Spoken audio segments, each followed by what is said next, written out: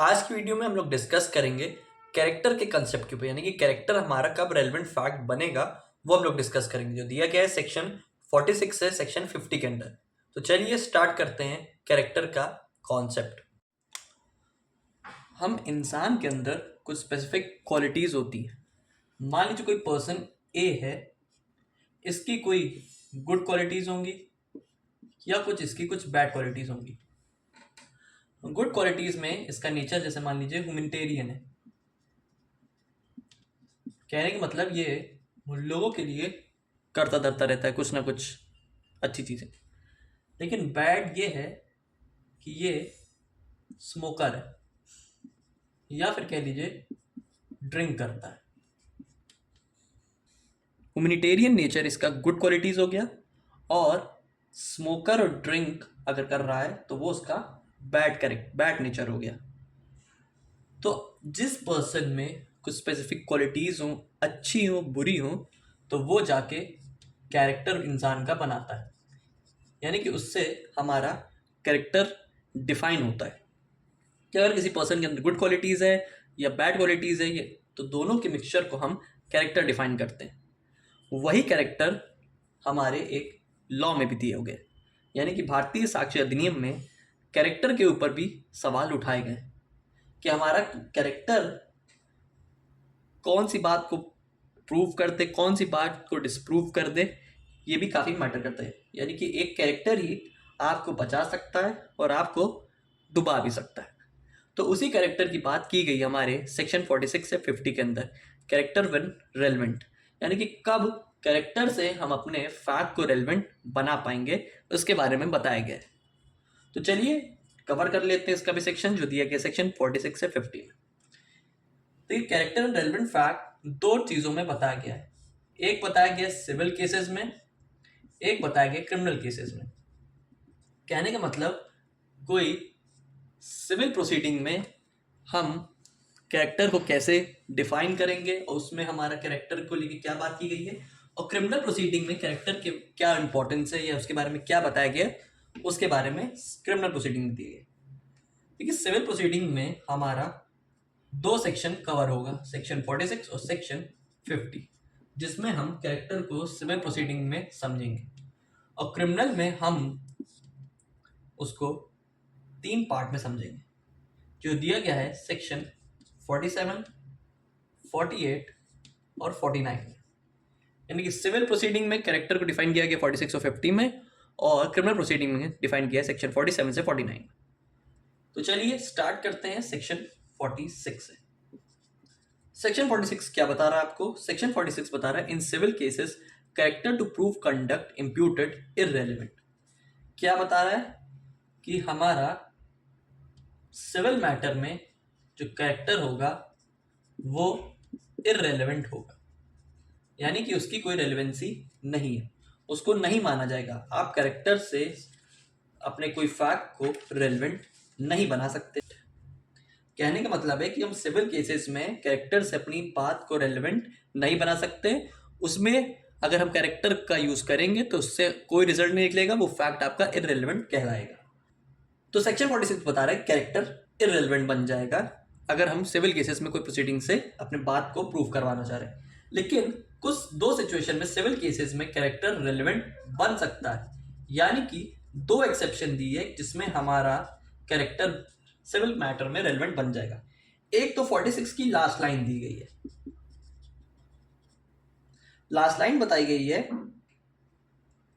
Accept in so far as such character appears from facts otherwise relevant. कहने का मतलब है कैरेक्टर हमारा इस बात में तो सेक्शन 46 में तो इररेलेवेंट है, उसका कोई यूसेज नहीं है।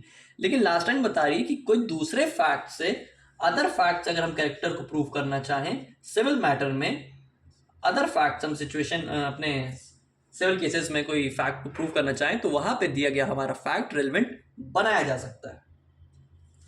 यानी कि कोई और सिचुएशन यहाँ पे क्रिएट की जाए तो वहां पे वो फैक्ट रेलेवेंट बना सकता है। एग्जाम्पल से समझ लेते हैं, जैसे मान लीजिए वाइफ को यहाँ पे डिवोर्स लेना है अपने हस्बैंड से क्रूअल्टी करके। अब यहाँ पे हस्बैंड का कैरेक्टर यहाँ पे क्रूअल्टी से डिफाइन किया गया है कि वो हस्बैंड यहाँ पे बैड कैरेक्टर का है। क्यों? क्योंकि यहाँ पे वो उसका एक्स्ट्रा मैरिटल अफेयर कहीं चल रहा है। ठीक है, अब एक्स्ट्रा मैरिटल अफेयर आपको पता है एक बैड करेक्टर की निशानी होती है। ठीक है, अब यहाँ पे डब्ल्यू जो है, वाइफ है, वो एक्स्ट्रा मैरिटल अफेयर को सिविल मैटर में डायरेक्टली प्रूव नहीं कर सकती, क्योंकि वो उसका फैक्ट वहाँ पे रेलेवेंट फैक्ट नहीं बनाएगा, वो इररेलेवेंट बन जाएगा।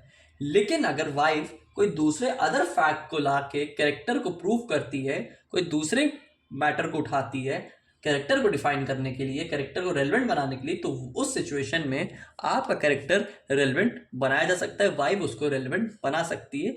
लेकिन क्या एक्सेप्शन है कि अदर फैक्ट होना जरूरी है, उससे जुड़ा नहीं, किसी और स्पेसिफिक अनदर फैक्ट से हम उसको दूसरी बातों से इनडायरेक्ट मैनर में अपने फैक्ट को एज अ कैरेक्टर के फॉर्मेट में रेलेवेंट बना सकते हैं। हम दूसरा सिचुएशन दिया है हमारे सेक्शन 50 में। सेक्शन 50 में दूसरी एक्सेप्शन दी गई है। सेक्शन 50 बता रहा है कैरेक्टर्स एज अफेक्टिंग डैमेजेस। अगर कोई सिविल मैटर्स में यहाँ पे कंपनसेशन को लेके बात की जा रही है, कोई स्पेसिफिक अमाउंट हमको प्लेंटिफ मांग रहा है, तो वो उस सिचुएशन में आपका कैरेक्टर रिलेवेंट मान लीजिएगा। कब सिचुएशन में? जब यहाँ पे लेन देन की बात की गई, जैसे मान लीजिए कोई उधारी का मैटर है, कोई लोन लिया गया है, ठीक है, अब उसने पैसा नहीं चुकाया, या फिर कह लीजिए कोई स्पेसिफिक डैमेज हो गया एक्सीडेंटल मैटर्स में, जैसे आपकी गाड़ी का डैमेज हो गया, अब उसको आपका मुआवजा आपको चाहिए, आप प्लेंटिफ या प्लेंट फाइल करते हैं, डिफेंडेंट से आप कहते हैं कि हमको कंपनसेशन दो भैया, हमारा डैमेजेस बनता है इसमें। तो उस सिचुएशन में हम अगर कैरेक्टर से हम अपने डैमेजेस को एक्वायर कर रहे हैं, तो उस सिचुएशन में डैमेजेस से दिया गया पॉइंट या फिर उससे रिलेटेड जितने भी फैक्ट होंगे वो हमारे यहाँ पे रेलेवेंट बना दिए जाएंगे। ये बताता है आपको सेक्शन 50। सेक्शन 46 में कैरेक्टर हमारा रेलेवेंट फैक्ट नहीं है, वो इररेलेवेंट कहलाएगा। लेकिन दो सिचुएशन में, एक हमारा अगर कोई अदर फैक्ट, इनडायरेक्ट फैक्ट अगर कोई जोड़ के बन रहा है तो वो रेलेवेंट बन जाएगा, और जहां पे डैमेजेस को लेके अगर कोई बात की जाएगी तो उस सिचुएशन में हमारा सिविल केसेस में कैरेक्टर रेलेवेंट मान लिया जाएगा। ठीक, अब देखते हैं हम क्रिमिनल मैटर में। क्रिमिनल मैटर में बताया गया है कि criminal cases previous good character relevant. इसमें बताया गया है कि प्रीवियस गुड कैरेक्टर रेलेवेंट। कहने का मतलब यह है कि अगर कोई पर्सन एक्यूज्ड है, जैसे अगर आप उसके गुड कैरेक्टर को डिफाइन करना चाहते हैं तो उसमें आप उसको, तो उसमें उसका डिफाइन किया गया गुड कैरेक्टर रेलेवेंट बन जाएगा। अब मान लीजिए कोई पर्सन है, ठीक है, उसने वो कोई स्पेसिफिक केसेस में इन्वॉल्व है, अब ठीक है, अब उसका, लेकिन अगर कोई एक्यूज्ड, अगर कोई पर्सन ए है एक्यूज्ड, वो कोई ऐसे फैक्ट को एविडेंस बना के ले आता है जिससे उसका प्रीवियस गुड कैरेक्टर डिफाइंड हो, कि उसने कोई अच्छा कार्य किया होगा या कोई भी स्पेसिफिक चीज हो जिसका उसका पुराना कोई अच्छा स्पेसिफिक एक खासियत हो, गुड फीचर हो, तो वो उसका गुड कैरेक्टर यहाँ पे रेलेवेंट बन जाएगा अगर कोई वो मैटर को प्रूव करना चाहे जिसमें गुड कैरेक्टर को लेके बात की गई है। लेकिन इसी का सेक्शन 47 का एक्सेप्शन दिया गया है सेक्शन 49 में, कि प्रीवियस गुड कैरेक्टर आपका इररेलेवेंट बन सकता है। ठीक है, सेक्शन 49 बता रहा है, सेक्शन 49 में इसका एक्सेप्शन दिया। सेक्शन 49 बात करता है previous bad character not relevant accept in reply. आपका कोई प्रीवियस बैड कैरेक्टर है, वो उससे आप अपने फैक्ट को प्रूव नहीं कर सकते, उसमें आपका फैक्ट इररेलेवेंट कहलाएगा। यानी कोई पुराना कोई इशू है जिसमें आपके बैड कैरेक्टर को बात की जा रही हो, वो आपका रेलेवेंट नहीं है। प्रीवियस गुड कैरेक्टर रेलेवेंट है, लेकिन प्रीवियस बैड कैरेक्टर, जैसे कोई पर्सन क्रिमिनल है, कोई स्पेसिफिक मैटर चल रहा है, उसमें पहले बताया गया कि नहीं इसने ये तो इंसान अच्छा नहीं, इसकी तो क्रिमिनल हिस्ट्री है, इसने इतने कांड किए हैं, तो वो आप यहाँ पे इस फैक्ट को प्रूव नहीं कर सकते कोर्ट में, वो एज अ रेलेवेंट फैक्ट नहीं माना जाएगा। लेकिन अगर कोई पर्सन कोई गुड कैरेक्टर का पर्सन है, जैसे मान लीजिए ए पर्सन है सेक्शन 49 में, वो बता रहा है कि यहाँ पे मैं गुड कैरेक्टर का पर्सन हूं, लेकिन यहाँ पे बी कह रहा है कि नहीं वो बैड कैरेक्टर का पर्सन है। अब यहाँ पे ए को क्या बताया गया कि ए गुड कैरेक्टर का पर्सन है, अब गुड कैरेक्टर का पर्सन यहाँ पे रेलेवेंट बताया गया है, सेक्शन 47 में भी हम लोग पिछले यहाँ पे पढ़ के आए हैं, ठीक है। प्रीवियस गुड कैरेक्टर यहाँ पे रेलेवेंट है, ठीक है, यहाँ पे पॉइंट ये है। लेकिन यहाँ पे उसके प्रीवियस गुड कैरेक्टर को हम अगर बैड कैरेक्टर में कन्वर्ट करना चाहें तो उस सिचुएशन में, या फिर कोई स्पेसिफिक पर्सन है, एक्यूज्ड है, विक्टिम, कोई अगर ऐसा एविडेंस ले आए जिससे उसका गुड कैरेक्टर बैड कैरेक्टर में कन्वर्ट हो जाए, तो वहां पे वो सिचुएशन आपकी रेलेवेंट बन सकती है। ये आपका सेक्शन 49 का एक्सेप्शन नंबर 1। पहला एक्सेप्शन बता रहा है कि अगर कोई पर्सन विक्टिम है, वो सामने वाले पर्सन का रिप्लाई दे रहा है, अगर आपने मान लीजिए पर्सन ने गुड कैरेक्टर को डिफाइन कर लिया कि वो गुड कैरेक्टर रेलेवेंट हो गया, चलिए एक्यूज ने कहा, लेकिन बी उसके अगेंस्ट जाके कहता है कि नहीं, ये गुड कैरेक्टर का नहीं है, उसके अगेंस्ट कोई एविडेंस लाता है जिससे उसका गुड कैरेक्टर बैड कैरेक्टर में कन्वर्ट हो जाए, तो वो यहाँ पे रेलेवेंट मान लिया जाएगा। लेकिन पुराना कोई गुड कैरेक्टर, पुराना कोई बैड कैरेक्टर है, उससे आप नहीं जोड़ सकते। मान लीजिए बेसिक्स एग्जांपल है, ए ने कोई मर्डर किया है, ठीक है। अब यहाँ पे ए ने स्पेसिफिक सिचुएशन में मर्डर किया है, ठीक है, लेकिन उसका गुड कैरेक्टर था, तो वो रेलेवेंट है, चलो ठीक है। लेकिन अगर आप उसको कह रहे हैं कि नहीं, इसने पहले भी एक मर्डर किया था, तो इस सिचुएशन में उसमें बैड कैरेक्टर था, तो अभी भी वो बैड कैरेक्टर ही कहलाएगा। नहीं, प्रीवियस बैड कैरेक्टर कोई रेलेवेंट यहाँ पे नहीं माना जाएगा, यानी कि पुराना इतिहास एक्यूज्ड का रेलेवेंट नहीं है। एक रेलेवेंट तब होगा जब आप गुड कैरेक्टर पे आप उसकी उंगली उठाएंगे, उस पर उंगली उठाएंगे, गुड कैरेक्टर के ऊपर, गुड कैरेक्टर से लेकर अगर आप कुछ उसके ऊपर पॉइंट आउट करते कोई चीज जिससे उसका गुड कैरेक्टर बैड कैरेक्टर का फॉर्मेशन ले ले, तब आप उस फैक्ट को रेलेवेंट बना सकते, तब आपका फैक्ट रेलेवेंट हो जाएगा। क्या बता रहा है section 49? In criminal proceeding the fact that the accused has a bad character is irrelevant. जाहिर सी बात है, पिछला बैड कैरेक्टर उसका रेलेवेंट नहीं है जब तक, unless evidence has been given that he has a good character, in which cases it become relevant. जब तक आप उसका कोई ऐसा सबूत ना ले आए जिससे उसका गुड कैरेक्टर बैड कैरेक्टर में कन्वर्ट हो जाए, तब वो रेलेवेंट हो जाएगा। ये इसका एक्सेप्शन नंबर 1 है सेक्शन 49 का। सेक्शन 49 का एक्सेप्शन नंबर 2 क्या बताना चाह रहा है, जो एक्सप्लेनेशन 1 के फॉर्म में दिया है कि this section does not apply to cases in which the bad character of any person it is itself a fact and issue. जहां पे बैड कैरेक्टर को पहले से ही लेके उंगली उठाई गई, पहले से ही मान लिया कि नहीं ये इंसान बैड कैरेक्टर का ही है, पहले ही इंस्टेंसेस में पहले ही मान लिया है, कोई अभी कोई इसमें फैक्ट एंड इशू नहीं क्रिएट किया है, तो उसका फैक्ट एंड इशू यहाँ पे क्या है कि वो बैड कैरेक्टर है। यहाँ पे कोई प्रीवियस नहीं है, यहाँ वो उसको पहले ही मान लिया कि बैड कैरेक्टर है, तो उस सिचुएशन में आपका सेक्शन 49 नहीं अप्लाई करेगा, ठीक है। आप उससे यहाँ पे नहीं कर सकते, यहाँ पे अगर उसका फैक्ट एंड इशू ही यहाँ पे बैड कैरेक्टर को लेके, तो आपका बैड कैरेक्टर रेलेवेंट, प्रीवियस वाला रेलेवेंट मान लिया जाएगा। क्या सिचुएशन बनती है? This section does not apply to cases in which the bad character of any person is itself a fact and issue. यहाँ पे बताया जा रहा है कि जहां पे इशू, यहाँ पे पहले से ही फैक्ट एंड इशू ही प्रॉब्लम यही क्रिएट है कि ये बैड कैरेक्टर का है। अब बैड कैरेक्टर को ही आपको प्रूव करना है, तो वो वहां पे आप उसको रेलेवेंट बना सकते हैं, लेकिन वो बैड कैरेक्टर प्रीवियस नहीं होना चाहिए, क्योंकि previous bad character is not relevant under section 49। ये इसका एक्सेप्शन नंबर 2 है कि फैक्ट एंड इशू अगर बैड कैरेक्टर का है और उसको आपको प्रूव करना है, तो वो वहां पे रेलेवेंट फैक्ट बन जाएगा। सेक्शन 49 का क्लॉज 3 या सेक्शन 49 का एक्सेप्शन 3 क्या बता रहा है? थर्ड एक्सेप्शन, कि previous conviction is relevant as evidence of bad character. कोई पिछला कन्विक्शन रेलेवेंट मान लिया जाएगा जो आपके बैड कैरेक्टर का एविडेंस दे रहा हो। प्रीवियस कन्विक्शन का मतलब हैबिचुअल ऑफेंडर, जो सेम अपराध में बार बार जा चुका है, यानी कि ए ने मर्डर किया है, ये पहले डिसाइड हो चुका है कि, यानी कि ए ने मर्डर किया, अब मर्डर किया तो बैड कैरेक्टर है, बैड कैरेक्टर ऑलरेडी कोर्ट द्वारा डिसाइड कर चुका है कोई स्पेसिफिक मैटर में।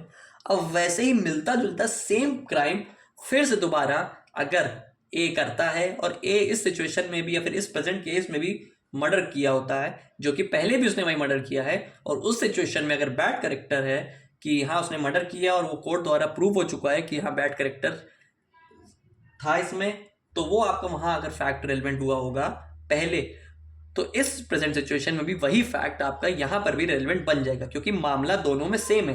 पहले भी उसने अपराध किया था, अभी भी उसने अपराध किया, मर्डर पहले भी किया है, अभी भी मर्डर किया। तो वो स्पेसिफिक सिचुएशन आपकी बैड करेक्टर को रेलिवेंट बना सकती है। पहला ये कि अगर गुड करेक्टर के बेसिस में बैड करेक्टर आप यहाँ पे प्रेजेंट कर रहे हैं तो वो आपका फैक्ट रेलेवेंट बन जाएगा। जब बैड करेक्टर पहले से ही फैक्ट एंड इशू बन के बैठा है तो रेलेवेंट बन जाएगा। और अगर कोई प्रीवियस कन्विक्शन है जिसमें बैड करेक्टर पहले से ही प्रूव हो चुका है तो वो वहां पे भी सिचुएशन आपका बैड करेक्टर रेलेवेंट बन जाएगा, लेकिन पिछला बैड करेक्टर यहाँ पे रेलेवेंट नहीं माना जाएगा। अब देखते हैं बीच का सेक्शन क्या बता रहा है। सेक्शन 48 बता रहा है कि evidences of character of previous sexual experiences not relevant in certain cases. Section 48 बता रहा है अगर हम किसी पर्सन के एविडेंस दे रहे कैरेक्टर का जिसने कोई अपराध किया है सेक्शन 64 से 78 का, यानी कि सेक्सुअल ऑफेंसेस जैसे कि रेप का आपका मामला दिया है IPC 375 से लेके ABCD वाला, तो उसमें अगर किसी पर्सन ने कोई सेक्सुअल ऑफेंसेस किया है जिसमें अगर आप प्रीवियस सेक्सुअल जिसमें आप एविडेंस दे रहे हैं किसी कैरेक्टर का, तो वो वहां पे रेलेवेंट नहीं माना जाएगा। कहने का मतलब कि पिछला कोई सेक्सुअल एक्सपीरियंस यहाँ पे किसी पर्सन का रेलेवेंट नहीं माना जाएगा। किस पर्सन का? यहाँ एक्यूज की बात नहीं की जा रही, यहाँ पे बात की जा रही है विक्टिम की, कि विक्टिम का अगर कोई स्पेसिफिक सेक्सुअल एक्सपीरियंसेस पिछला रहा होगा तो वो यहाँ पे रेलेवेंट नहीं माना जाएगा।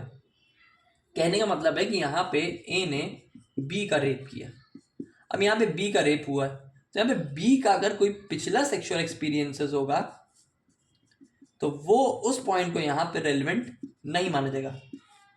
यही तो बताया जा रहा है। जहां पे कंसेंट को लेकर सवाल उठाया जा रहा है। अब मान लीजिए ए और बी फिजिकल रिलेशनशिप में रहते हैं, दोनों गर्लफ्रेंड बॉयफ्रेंड है, ठीक है। 10 बार फिजिकल रिलेशनशिप मान लीजिए हुआ दोनों के आपस के बीच, दोनों बार 10 बार कंसेंट से हुआ है। 11वीं बार जब हुआ तो वहां पे कंसेंट नहीं लिया गया। बाद में मैटर यहाँ पे बी यहाँ पे ये कहती है कि नहीं, ए ने यहाँ पे मेरा रेप कर दिया। अब रेप यहाँ पे क्यों सवाल उठाया गया है? क्योंकि कंसेंट यहाँ पे नहीं थी। लेकिन यहाँ पे ए क्या जवाब देता है कि यहाँ पे हम लोग एज अ रिलेशनशिप में तो वो मैटर नहीं करता है। लेकिन नहीं, यहाँ पे कंसेंट का मैटर दिया है कि यहाँ पे अगर कोई पर्सन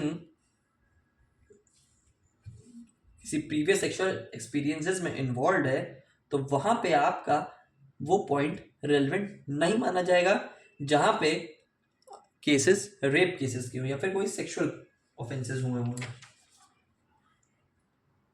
यानी कंसेंट से आप कैरेक्टर को प्रूव नहीं कर सकते। अब ये नहीं कह सकते कि इसने पहले भी किया हुआ है तो मैं फिर से कर ले रहा हूं, तो उससे आप किसी का कैरेक्टर नहीं डिफाइन कर सकते कि इसने पहले भी ऐसे किया हुआ है तो अभी भी कर लिया। नहीं, अगर रेप के केसेस में है तो वहां पे आप कैरेक्टर लड़की का नहीं डिफाइन कर सकते, या फिर उसका कोई प्रीवियस एक्सपीरियंस, जैसे मान लीजिए आपके साथ वो रहा है या वो आपके बारे में जान रहा है एज अ विटनेस कोई, तो वो वहां पे अगर कोई कैरेक्टर पे उंगली उठा रहा है कि इस पर्सन के साथ मैंने एक्सपीरियंसेस लिए हैं या फिर मैं उसके साथ रहा हूँ, टाइम स्पेंड किया है, समय बिताए हैं, तो अगर कोई वो पॉइंट क्रिएट यहाँ पे कर रहा है तो वो वहां पे रेलेवेंट बन जाएगा। लेकिन अगर सेक्सुअल ऑफेंसेस में है, कंसेंट के ऊपर फैक्ट एंड इशू क्रिएट किया गया है, तो उससे जुड़ा हुआ previous sexual experiences in specific sections में सेक्शन 64 से 78 में यहाँ पे विक्टिम पे सवाल नहीं उठाया जाएगा, विक्टिम पे क्वेश्चन नहीं रेज किया जाएगा। तो ये बताना चाह रहा है आपका सेक्शन 48 आपको। सेक्शन 50 में एक बात दी गई है एक्सप्लेनेशन में कि in this section and sections 46, 47, 49, 46, 47 और 49 में जहां पे द वर्ड कैरेक्टर है includes both reputation and disposition but except as provided in section 49. Evidences may be given only of general reputation and general disposition and not a particular act by which reputation or disposition has been shown. अब देखिए यहाँ पे 2 point यहाँ पे आपके सामने आ रहे हैं, एक रेपुटेशन, एक होता है डिस्पोजिशन, और जनरल रेपुटेशन डिस्पोजिशन की यहाँ पे बात की जा रही है। क्या मतलब है रेपुटेशन का? रेपुटेशन का मतलब ऐसा वो चीज जो लोग आपके बारे में सोचते हैं, यानी कि what people thinks about you. लोगों की क्या सोच है आपके ऊपर, वो आपका रेपुटेशन क्रिएट करता है, यानी कि वो रेपुटेशन को डिफाइन करता है। और डिस्पोजिशन क्या होता है कि आपका सामने वाले की तरफ बिहेवियर कैसा है, क्या एटीट्यूड आप सामने वाले की तरफ दिखा रहे हैं, या वो आपके साथ पर्सनल एक्सपीरियंस आपका क्या है, उस पर्सन के साथ क्या जुड़ा हुआ है, वो आपका डिस्पोजिशन बताता है। तो क्या बताना चाह रहा है कि यहाँ पे जितने भी जहाँ पे जो सेक्शन 46 और 47 और 49 में जब कैरेक्टर के बारे में बताया गया, तो वहाँ कैरेक्टर हमारा रेपुटेशन प्लस डिस्पोजिशन दोनों से जोड़ के बना है। वो जनरल बात करता है, यानी कि इसमें रेपुटेशन भी ऐड किया गया है कैरेक्टर में, यानी कि कैरेक्टर आपका रेपो प्लस डिस्पो, रेपुटेशन और डिस्पोजिशन दोनों से मिलके बन के बना हुआ है। ठीक है, यहां पे हम कोई पर्टिकुलर एक्ट को कैरेक्टर का फॉर्म नहीं दे सकते। कोई स्पेसिफिक एक्शन हुआ क्या लास्ट टाइम बता रही है, not of particular acts by which reputation और डिस्पोजिशन हैज बीन शोन। कोई स्पेसिफिक सिचुएशन या कोई स्पेसिफिक फैक्ट में जहाँ आपके रेपुटेशन और डिस्पोजिशन पे सवाल उठाया जा रहा है, तो वहां पे वो चीजें कैरेक्टर का फॉर्मेट या फिर कैरेक्टर का सीन नहीं क्रिएट कर सकती। कैरेक्टर आपका एक जनरल होना चाहिए कि आप लोग आपके बारे में क्या सोचते हैं और आप लोगों के बारे में क्या सोचते हैं। ये एक कैरेक्टर का जनरल कंसेप्ट या फिर डेफिनेशन या फिर डेफिनेट या फिर एक कैरेक्टर की मीनिंग को डिफाइन करता है। लेकिन अगर कोई स्पेसिफिक केस में अगर आपको कैरेक्टर को डिफाइन करना है कोई पर्टिकुलर एक्ट में, तो वहां पे आपका पर्टिकुलर एक्ट में रेलेवेंट नहीं माना जाएगा। कहने का मतलब इतना सा है कि कैरेक्टर आप प्रेजेंट सिचुएशन में ही ले सकते हैं। अब मान लीजिए कोई स्पेसिफिक एग्जांपल लेते हैं कि ए ने यहाँ पे बी की नोटबुक चुराई है, ठीक है, और फैक्ट एंड इशू यहाँ पे क्या है कि बी यहाँ पे चोर है। अब चोर उसका यहाँ पे थीव उसका यहाँ पे कैरेक्टर बना दिया कि ये चोरी की है, ये चोर है। अब यहाँ पे बी ने किसी पर्सन का सी पर्सन का पेन भी चुराया हुआ है, तो देखिए यहाँ पे कैरेक्टर की बात यहाँ पे की जा रही है कि बी चोर है। अब ये चोर इसके रेपुटेशन और डिस्पोजिशन से मिलके बना है, लेकिन यहाँ पे सी का पेन चुराया है, ये यहाँ पे ये फैक्ट रेलेवेंट है नहीं, क्योंकि यहाँ पे हम यहाँ पे सी की पेन की चुराने की बात कोई पर्टिकुलर एक्ट से लेके कर रहे हैं ना, कोई पर्टिकुलर एक्ट यहाँ पे जुड़ा हुआ है जो यहाँ पे उस सिचुएशन को क्रिएट कर रहा है, उसके कैरेक्टर को डिफाइन कर रहा है। नहीं, यहाँ पे जनरल रेपुटेशन और जनरल डिस्पोजिशन आपका प्रेजेंट होना जरूरी है कि लोग आपके बारे में क्या सोचते हैं और आप लोगों के बारे में क्या सोच रहे हैं। लेकिन उससे अगर कोई जुड़ा हुआ दूसरा केस है, कोई दूसरा एक्ट है, तो वो वहां पे रेलेवेंट नहीं माना जाएगा। ये आपका सेक्शन 50 में कैरेक्टर की मीनिंग को बताया गया है। तो ये था भैया सेक्शन 46 से सेक्शन 50 तक का कॉन्सेप्ट, जिसमें हम लोगों ने दो तरीके से कैरेक्टर को समझा। एक सिविल सिचुएशन में कैसे कैरेक्टर डिफाइंड है और कैसे क्रिमिनल सिचुएशन में या फिर सिविल मैटर या क्रिमिनल केसेस में कैसे हमारा कैरेक्टर डिफाइंड है। आई होप आपको सेक्शन 46 से 50 तक का कॉन्सेप्ट अच्छे से समझ आ गया हो, जिसमें हम लोग ने दो तरीके से कैरेक्टर को समझा, एक क्रिमिनल मैटर में और एक सिविल मैटर में। तो यहाँ पे हमारा कैरेक्टर का टॉपिक खत्म हो गया और साथ ही साथ हमारा पार्ट 2 यानी कि चैप्टर 2 रेलेवेंसी ऑफ फैक्ट्स हम लोग ने पढ़ लिया, जिसमें हम लोग ने पहले क्लोजली कनेक्टेड फैक्ट्स पढ़ा था, फिर स्टेटमेंट्स पढ़े थे। इसमें स्टेटमेंट में दो तरीके के होते थे, एक एडमिशन और एक कन्फेशन। फिर हम लोग ने जजमेंट से समझा अपने रेलेवेंसी ऑफ फैक्ट के कॉन्सेप्ट को, ओपिनियन से समझा, और लास्ट में हम लोग ने आज समझ लिया कि हमारा रेलेवेंट फैक्ट कैरेक्टर से कैसे मिलके बनता है। तो इसी के साथ आपका रेलेवेंसी ऑफ फैक्ट्स यानी कि चैप्टर 2 कंप्लीट हो गया। अब नेक्स्ट वीडियो में हम लोग अपने नेक्स्ट चैप्टर के ऊपर बढ़ेंगे। आई होप आपको कंसेप्ट अच्छे से क्लियर हो गया होगा। तो मिलते हैं फिर नेक्स्ट वीडियो में।